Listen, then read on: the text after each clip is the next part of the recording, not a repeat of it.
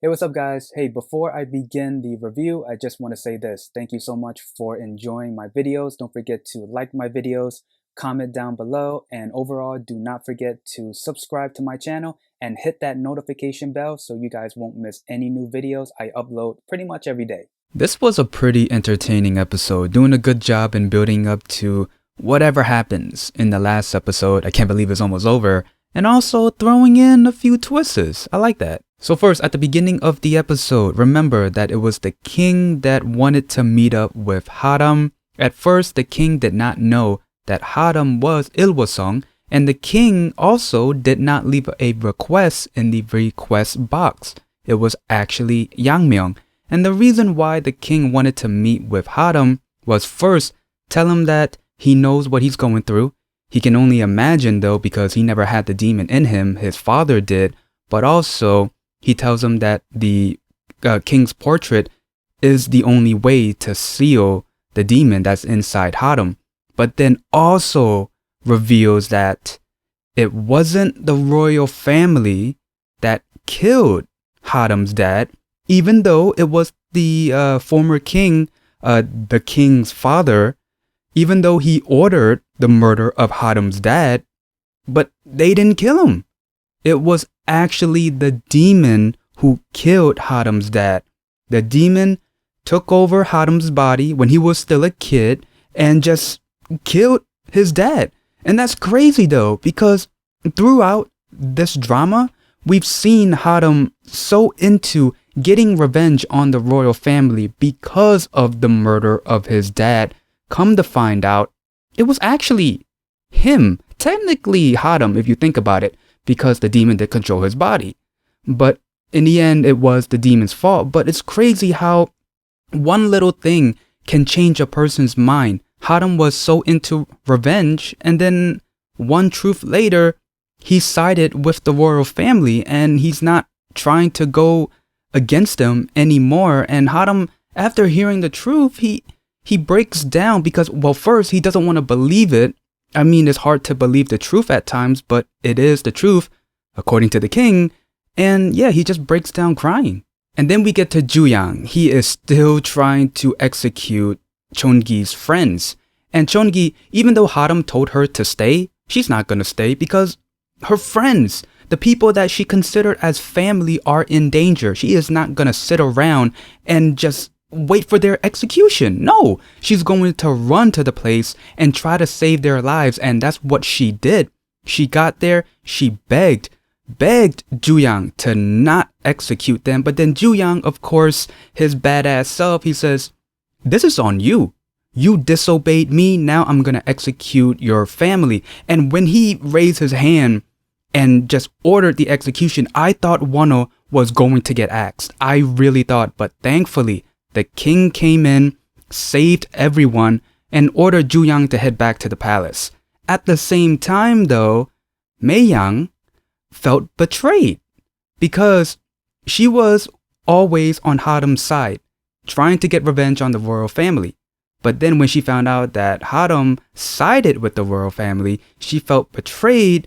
And later on in this episode, she sided with Juyang and told him that you need to take the throne, and Haram betrayed me. So there's that twist, and I can't wait what's going to happen with that. And now we're at the palace. The king is furious with Juyang. He asked Juyang, why did you disobey my orders? I was pretty much at death's door. I was unconscious and you disobeyed my orders. Why? Juyang, he didn't answer that question. He showed him the scar that the demon left him 19 years ago when he burned the king's portrait, and he told him that it started on my waist, now it's spreading. If I don't get the demon in me, I'm going to die. This is where the king is surprised because Juyang never told him. This is where it shows the relationship between Juyang and his father. Never close, never seen eye to eye. And Juyang even asked his own father, why did you always side it with Yangmyeong and not me? The king does blame himself, but then after that, trying his hardest not to show any weakness, he sent his guards to send Juyang away, and then we see him lift his head. He was in tears. I can only imagine as a father to send your own son away for disobeying countless times and for committing countless inappropriate actions. Yeah, I can only imagine. And also, Yang Myung, he also blames himself too that if he didn't take Juyang to the reigning ceremony 19 years ago, he said that his life would have been a lot easier. So the king and Yang Myung do blame themselves for how Juyang turned out to be.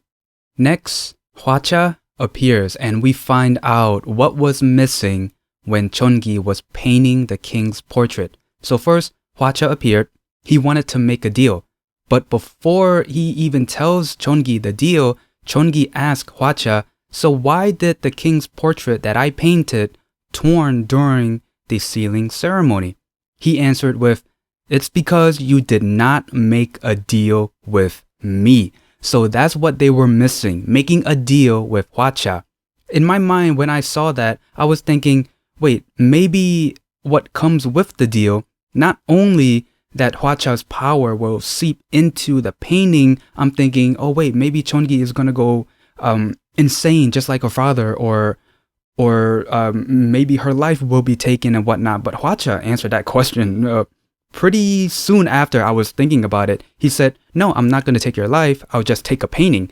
But here's the thing. Is there a different meaning to the word painting? I'm just saying, because a painting is a painting, we know that. But there could be some loopholes into what classifies as a painting. I don't know, I'm just saying, this is only a guess. And then eventually CheonGi does accept the deal. Then we get towards the ending of the episode. This was a little bit of a shocker. So first, Hadam was hurting because of the demon like he always is. He wakes up and sees the old man from the prison and... oh wait, hold up. He saw the old man. Oh, I just noticed that.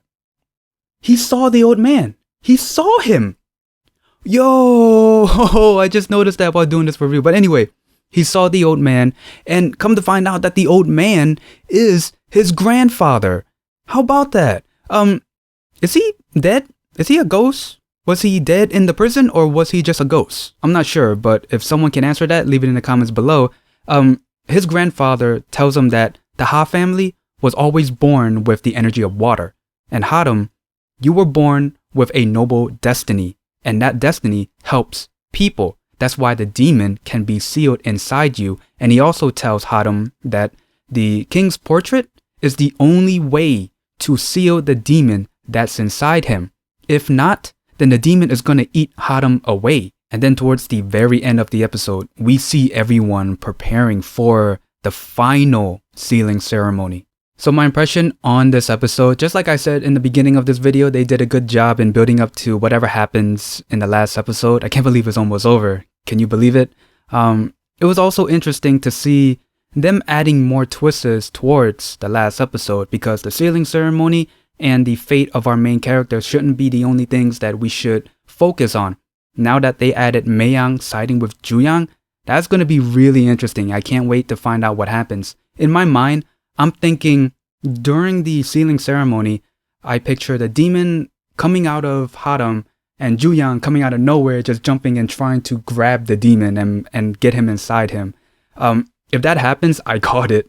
But anyway, overall, this was a pretty fun episode to watch. Yeah, and it was also interesting. Oh yeah, forgot to mention, it was pretty shocking to find out that the old guy is Hadam's grandfather. I don't know if someone caught it, but yeah, the old man was more than just an old man. That I knew, I just didn't think it would be Hadam's grandfather.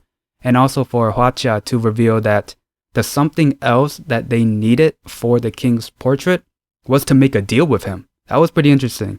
That came out of nowhere. But yeah, again, overall, this was a pretty good episode. So anyway, that's the gist of my review and the episode. If there's anything I might have missed, please leave in the comments below. Other than that, if you like this video, leave a like, comment down below, and subscribe. See ya.